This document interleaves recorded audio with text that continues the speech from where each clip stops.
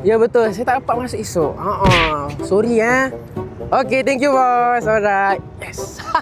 Apa yang seronok ni? Cuti tahun esok bro. Guna cuti panjang, masuk cuti lagi. Biasalah. Tak cukup? Tak cukup. Laki mana pernah cukup man? Pernah cukup. Kau tahu tak dekat Malaysia ni antara negara yang di kelompok atas mempunyai cuti umum yang banyak, tahu tak? Ya ke? Ya, kau tak percaya? Tak percaya. Tak percaya, kita tanya orang sini, orang dekat ada kat sini, Mana? cukup ke tidak cuti umum dekat sini? Jom. Betul ke? Bang, betul. Yang mana sana? Situ.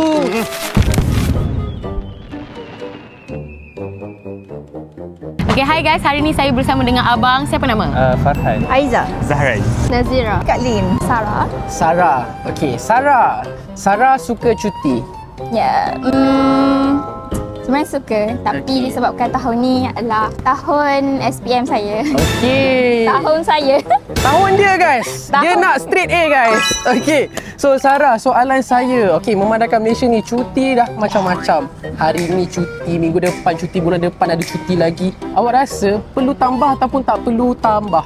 Saya rasa sebagai calon SPM, saya rasa cuti patut dikurangkan lah. Cuti patut dikurangkan. Ya. Sebab? Sebab yalah, kita sebagai calon SPM, kita kena fokus untuk study, pergi ke kelas tambahan. Okay. Bagi saya memang dah cukup dah. Dah cukup kali ni? Cukup dah. Kenapa bagi akak tu cukup? Pada saya lah, it's a waste of time lah. Time management tu memang membazir lah. Faham. Sebab okey lah kalau macam public holiday untuk Sultan punya birthday tu, tak ada masalah lah. Kalau macam it's more than that, I don't think so lah. Sebab kita Betul. Kadang-kadang kita ni ada orang yang jenis kalau dia cuti dia tak ada pendapatan lain. Betul.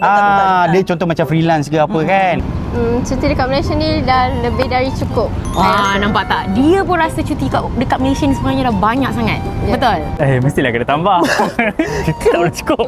Oh, tak pernah cukup. Dah ada EL. Di Tak sini pernah. pun tak cukup lagi. Tak cukup. Ini dah terlebih dari cukup. Dah terlebih dari rasanya cukup cuti Malaysia ni. So kalau macam akak cuti akak buat apa selalu? Cuti. Saya suka masa cuti saya duduk rumah. Duduk Saya rumah. suka bercuti waktu orang tak cuti.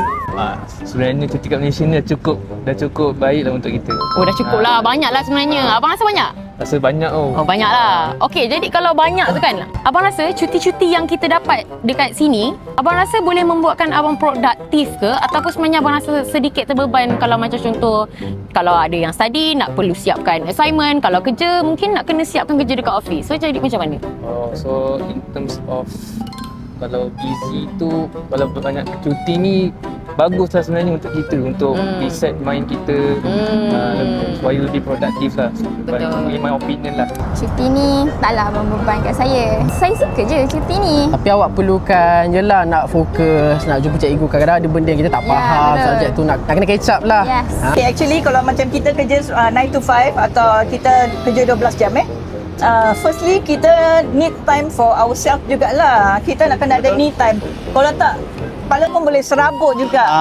So mesti nak ada dia punya balancing tu lah. Nak kena ada off day Walah juga balance jugalah at least Yes, kan. Kalau untuk saya, cuti yang saya guna tu macam selalunya macam spend time untuk family lah.